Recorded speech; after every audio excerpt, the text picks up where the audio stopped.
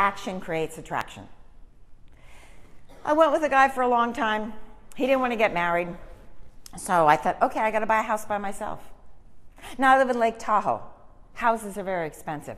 I had $400 extra in my bank account to put as a down payment. No one was talking to me, right? $400, that's it. And then I got a brochure in the mail, and it was how to buy real estate with no money down. I went, wow, this is pretty cool. And guess what? The seminar only cost $399. That's right, I had $1 left, and my friend said, okay, now you're never gonna get a house. See, but I believe when you attend these conferences like this, if you walk away with 2 skills from every speaker or every event, you've won, because you've got some new information that you have to act upon. You know, you claim it, you make it yours. So I went to the seminar, and they said, yeah, you can buy a house with no money down. What you have to do is find someone moving out of the area, a death or divorce, and you make double payments. See, I had an income, I just didn't have the savings. So that income would be all my down payment. You know, 18 months, 2 years, I went, great. That's a great idea. They said, don't fall in love with the property because you might have to make lots of offers. Well, I'd never listened. I fell in love with a piece of property that I just had to have. I wanted it so much. And Joanne was moving out of the area of divorce. So I made her that offer. I would pay 18 months, double rent. Well, what did Joanne do? She ripped up the offer. She didn't accept. So I went home and I was crazy and I was upset. I pounded at the walls. You know, in my house, I went back the next day, I was semi-sane. And I went, okay, all right. And I took pictures. I put the pictures up all around my rental place.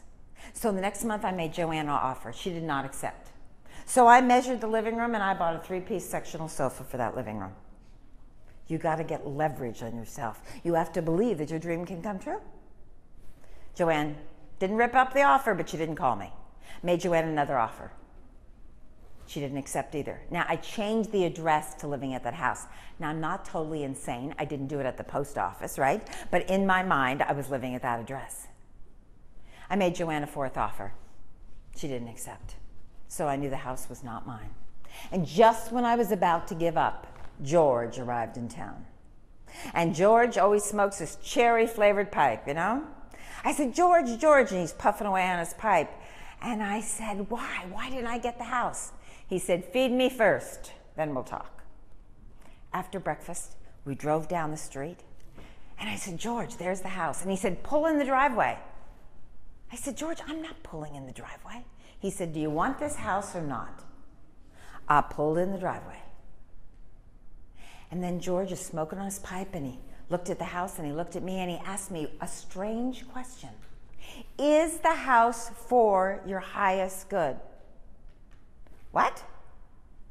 Is the house for your highest good? Will it serve you emotionally, financially, mentally, and spiritually? And I went, let me see here. Okay, it's the sunny side of the street. The school district's good here. It's flat. It's got a bottom here. It's got an office up there. It's got pine tree. Yes, it is for my highest good.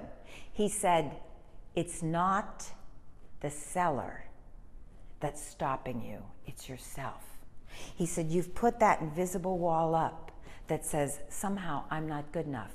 I don't know if I can get this house. And you're stopping yourself.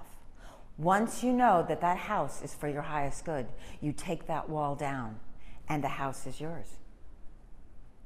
And I didn't realize that I had done that. I had put up that wall thinking, I don't deserve this, I can't afford it. And we do that without knowing. And we stop ourselves from the success that's destined to be ours.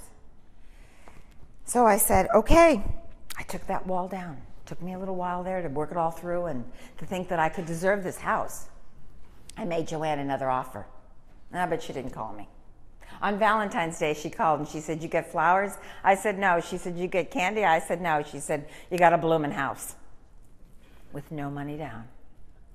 I got exactly what I want. I live there today, and my girlfriends and friends that come over say to me, oh, you are so lucky to have this house. I say, excuse me, luck had nothing to do with it.